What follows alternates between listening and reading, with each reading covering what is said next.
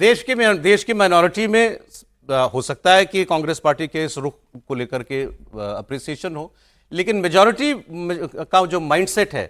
कांग्रेस को उसकी परवाह क्यों नहीं है? परवाह से मेरा मतलब यह है कि कांग्रेस को क्यों लगता है कि इससे हमको उसमें कोई नुकसान नहीं होने जा रहा, वरना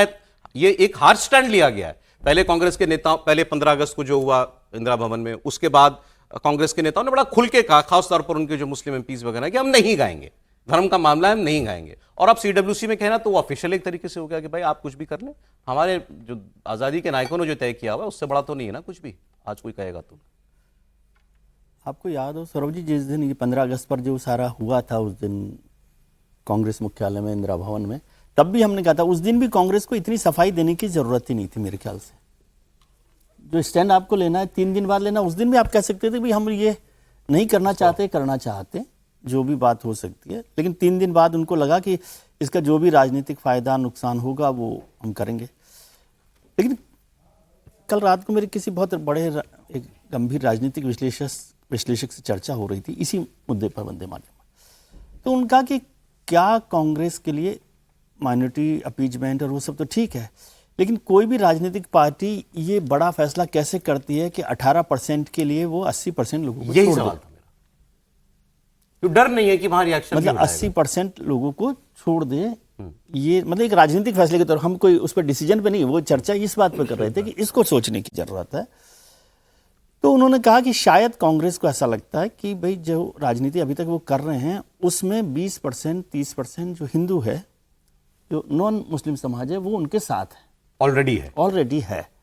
तो इसलिए कोई बहुत बड़ी चिंता की बात नहीं है। भारतीय जनता पार्टी को लगता है कि 18% काट कर जो 80% है, उसमें से मैक्सिमम जो 40% पर तो अभी पहुंची हुई है भारतीय जनता पार्टी, उसको इस इशू से या किसी और ऐसे इशू से जो कोई भी दे दे उनको, उसको लपक कर उस पर काम कर लें, तो वो उस पर अपना काम कर रही है। लेकिन मैं 2 बातें कहता हूँ, वंदे मातरम और आनंद मठ, मेरे ख्याल से सब लोगों ने पढ़ा होगा, नहीं पढ़ा होगा। आनंद मठ को छोड़ देते हैं क्योंकि उससे फिर नई तरीके की राजनीति होती है। जो 4 छंद की बात हो रही है उसमें धार्मिक प्रतीक हैं, लेकिन ये बहस क्यों हो रही है कि धार्मिक प्रतीक हमेशा सांप्रदायिक प्रतीक होते हैं? मेरा मुद्दा ये है, हमारे जितने कलाकार हैं, अभी मैंने कुछ दिनों पहले एक बहुत बड़े सिंगर हैं, ध्रुपद गायक हैं, ध्रुपद जो है वेद वाणी है, समझे, वेद वाणी है, उसमें वेदों के गायन किया जाता है संस्कृत में, और वो जो फैमिली है 500 साल से वेदवाणी और ये ध्रुपद की गायन कर रहे हो, वो है मुस्लिम फैमिली, डागर बंधु, समझे, तानसेन की फैमिली से वो आगे बढ़ते हुए बैराम खां डागर साहब हैं, उनकी चौखट से शुरू होकर वो करते हैं जी। तो वो तो सरस्वती वंदना कर रहे हैं, वो राधा को गाते हैं, वो कृष्ण को भजन गाते हैं, वो सब कुछ कर रहे हैं, और वो कोई प्रोफेशनल नहीं है, कोई उससे राधा के गीत गा के कमा रहे हो, ऐसा नहीं है, वो उनकी आस्था में। तो मैं ये कह रहा हूं कि धार्मिक प्रतीकों को सांप्रदायिक प्रतीक समझना एक बड़ा